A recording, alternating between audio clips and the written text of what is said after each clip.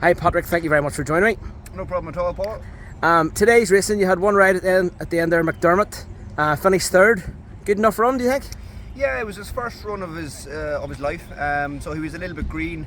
He just got caught for toe when the winner quickened 2 furlongs out.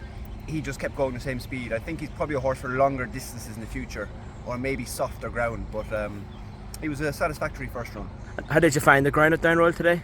It was much drier than I expected, actually. I suppose with the frost and maybe not a lot of rain, but it for this time of year it wasn't quite as heavy as it often is. Yeah, maybe one for the future then. We'll look out for him in the future. That's it. I think when he goes over fences and, like I said, 3 miles, his pedigree and his stallion would suggest all of that would be a help. Okay, and one of the horses I was going to ask you about is about Thursday, the THYESTES, and I've just seen he's actually not running. Franco Deport. He was going to be off top weight after coming second last year. Obviously he's not running now. So the other horse I was going to ask you about was maybe carefully selected. He's got a good form in the past. Has he come back to himself? Yeah, Franco Deport will probably wait for maybe the Irish Gold Cup. He just was going to carry a lot of weight. Carefully selected. He was a very good horse in his younger days, was second champion bumper. Then he got injured. He missed, I think 2 or 3 years, and he came back with a run in Leopardstown at Christmas, ran very well, got tired in the last 2 furlongs. But yeah, I think he's still unexposed and has potential to be much better than his mark. So I think he's going to be a big player on Thursday in the THYESTES. Yeah, it's the one I'll be looking at myself, so it's good to ask you about that. Obviously I have to mention a big ride you had on Saturday there at Thurles. It's for me. Seemed to be a bit of a superstar bumper horse in the making, possibly. Yeah, he came from up around here. The Crawfords had him for Simon Muir and Isaac Swade. He won a point very well. At home, he's not very flashy. He's not a particularly big horse. Not a particularly. He wouldn't catch your eye in the morning. Did everything we asked him to do without wowing us. But obviously on grass, he's a much better animal. The turn of foot he showed when we got racing was very impressive, and it was probably as good a performance in a bumper as there's been this year. Well, like every market, it seems these days that as soon as a Mullins horse wins, they're anti-post favourite for about 4 different races at Cheltenham. But we'll not get on to that. Yesterday you had another horse maybe going towards Cheltenham, BILLAWAY. Did what he did last year, came second at Navan, I think it was.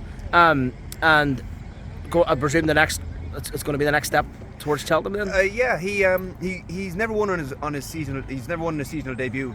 He's a big horse. He takes a bit of he's quite stuffy. He's 11 now. He's not getting any younger.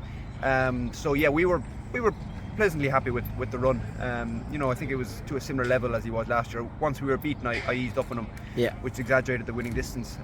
He'll go to Naas now in 3 weeks, like he did last year. He's won in Naas the last 2 years, and I'd expect to see a different animal there. But again, March is his main aim, and that's when he'll be peaking. Well, I think we can all agree that was probably the ride of the festival last year. The whole of Northern Ireland was probably on Winged Leader. I think we were all cheering on Winged Leader. I think he was owned by someone up north here, and it was one of the rides of the festival. But unfortunately, the cheer of the north couldn't get him over the line. But what a fantastic ride you give BILLAWAY. Yeah, it was great. Look, I felt for Barry O'Neill on Winged Leader. I've been that soldier. I've been on the wrong side of photo finishes on Mellon and Wicklow Brave. So look, some days it works out, some days it doesn't. I'm not sure there wasn't a huge amount of skill. Perhaps it was just keep shoveling the coal on and hope that you get there in time. But when it works, it's brilliant. Yeah, it was fantastic. If it's okay, just one final question. Actually, you just mentioned about BILLAWAY not being 100% first time out every season.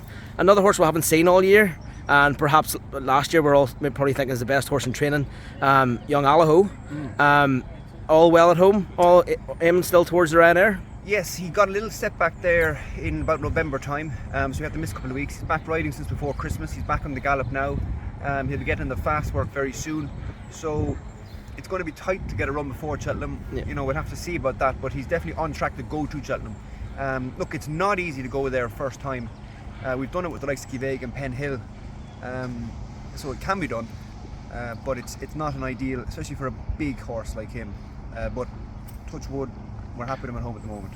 Well, before Cheltenham, we've obviously got the Dublin Racing Festival next week. We're all looking forward to it. I'm sure you are too. I'm sure you've got a good couple of rides there.